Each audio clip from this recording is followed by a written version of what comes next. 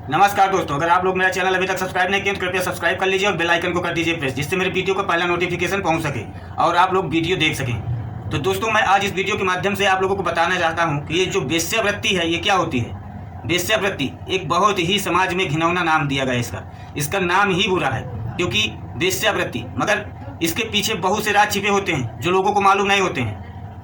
पर मैं आज आप लोगों को बताने जा रहा हूँ ये घिनौना अपराध के पीछे किसमें क्या हाथ है और ये कब से ये प्रथा चली आ रही है। दोस्तों, ये जो प्रथा है ये प्राचीन काल से चली आ रही है। आप अक्सर देखते होंगे देवताओं के यहाँ दासियाँ रहती थी, तो ये प्राचीन काल से देवदासी का माहौल चला रहा है वेश्यावृत्ति का। तो दोस्तों, जैसा मैंने बताया आप लोगों को कि यौन अपराधों में वेश्यावृत्ति का अपराध प्राचीन काल से ही प्रचलित रहा है। भारत में देवदासी प्रथा का होना उसका प्रमाण रहा है।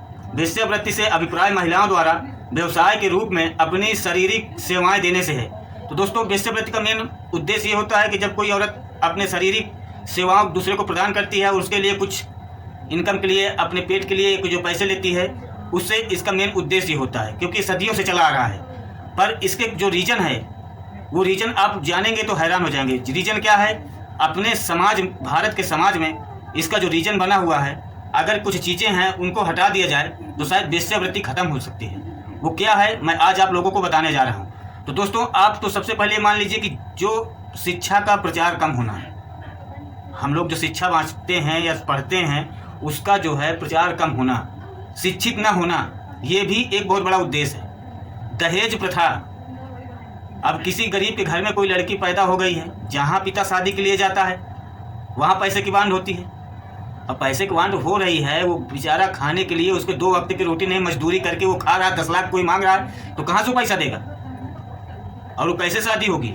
ये भी एक वेश्यावृत्ति का बहुत बड़ा कारण है। और तीसरा कारण है, अपने भारत में अगर किसी भी महिला की एक बार शादी हो गई, अगर पति की मृत्यु हो गई तो उसको विधवा घोषित कर दिया गया है हमारे भारत के समाज में। तो अब कहीं कहीं देखने को मिल रहे हैं कि दोबारा शादी हो रही है, नहीं तो दोबारा शादी का भी विरोध किया जाता था। पहले सती प्रथा था, पति के साथ ही फूंक दिया जाता था, वो प्रथा खत्म हो गई, तो विधवा विवाह का प्रचलन ही नहीं था, जो कि सबसे बड़ा कारण ये भी एक माना गया है वेश्यावृत्ति का। क्योंकि जब पति नहीं है तो घर वाला कौन उसका होता है? ना मायके पक्ष में कोई रह गया, ना ससुराल पक्ष से कोई हो रहा है। बेचारी वो अकेली तनहा है, पढ़ी लिखी भी नहीं है, कहीं कंपनी में जॉब मिल जाए, क्या हो जाए, IAS अधिकारी बन जाए, इतना पढ़ी भी लिखी नहीं है। क्योंकि पहले ही बताया हूँ आपको कि शिक्षा का ना होना भी, अगर शिक्षित है तो कहीं ना कहीं तो उसका जुगाड़ अपना कर लेगी पेट के लिए, नहीं है तो उसके पास जब पेट के लिए कोई चारा नहीं बचता है तो क्या करती है कि अपने शरीर का ही व्यापार करती है, जो कि वेश्यावृत्ति का एक बहुत बड़ा अंग माना गया है। और दोस्तों, जो तीसरा कारण है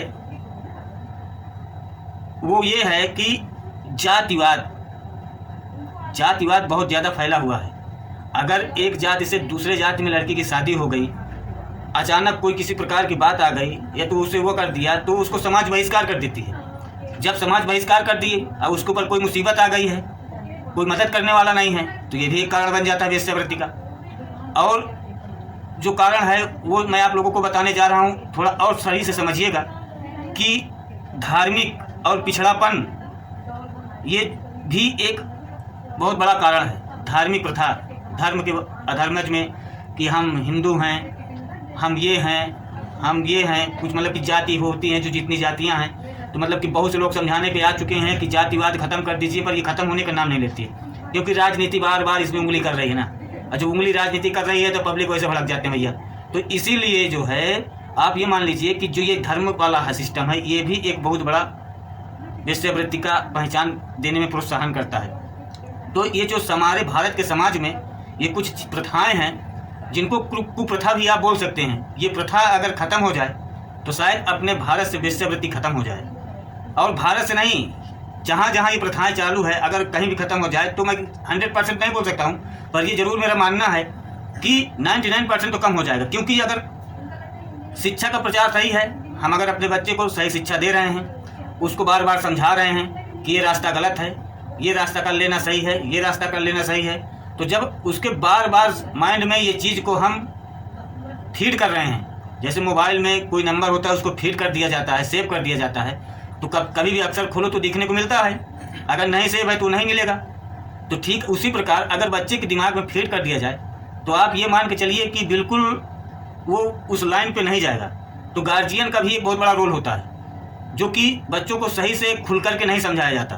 बच्चा अगर बड़ा होने लगे तो उसे हर एक चीज़ का कहीं से बैठ करके किसी भी प्रकार से घुमा फिरा करके हर एक चीज़ का नॉलेज देना चाहिए, ताकि आगे कदम बढ़ाने से पहले उसे ये मालूम हो जाए कि मैं जो करने जा रही हूँ या जा रहा हूँ सही करने जा रही हूँ, सही करने जा रहा हूँ कि नहीं। अगर गलत है तो मेरे घर वाले ने मुझे एक बार ये बताया है कि हाँ ये चीज़ गलत है, तो दोस्तों वो बच्चा उस लाइन में नहीं जाएगा। अगर उस लाइन में नहीं जाएगा तो वहाँ तक पहुँचना ही नहीं है। वो अपना कुछ भी दूसरा, अपना एक बेरोजगारी है अगर तो रोज़गार के लिए सोचेगा कि मेरे घर वाले ने मुझे ये बताया था, मैं ये करूँगा, मैं ये कार्य नहीं करूँगा। तो अगर ऐसा एक शिक्षा का प्रचार होना बहुत ज़रूरी है।